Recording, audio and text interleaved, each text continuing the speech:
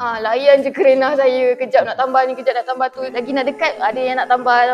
Tapi semua okey sangat. Tak ada pun macam buat selayan ke. Nampaklah okey lah. Diorang welcoming, layan baik. Layan je saya.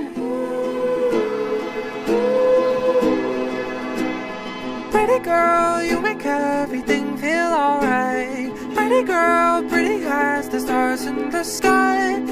Nama saya Amir Hakim. Panggil Aisyah. Rasa happy sangat. Memang happy sangat sebab memang teringin sangat nak buat dekat rumah Abang Jamil. And then dia punya flow apa semua sangat okey. Venue pun cantik, teratur. Semua okey lah.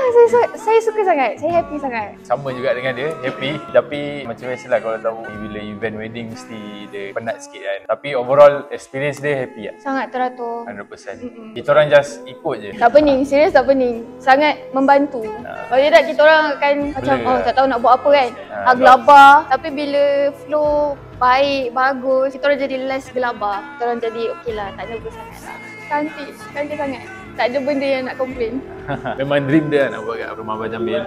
Convenient. Selesa, semua kira all in one lah, lengkap. Semua ada dekat sini. All in one. Siapa nak kahwin memang kahwin lah kat sini. Kalau tak nak pening lah, memang kahwin sini. Semua kata makanan sedap. Saya tanya, sedap tak? Okey tak? Dia orang kata sedap. Saya rasa nak tambah tadi tapi tak sempat. Hey, darling, you're beautiful in every single way, and there's nothing I'd change. Hey, my love stays the same, 'cause you're 100% recommend sebab tempat dia cantik sangat. Makanan pun sedap. Harga pun for venue yang macam ni, yang bertemakan macam ni, for me affordable juga. Kita mampu milik lah. So saya recommend sangat korang semua kahwin kat sini. Dia bagi 6. 5. Ingat kenduri, ingat rumah Abang Jamil.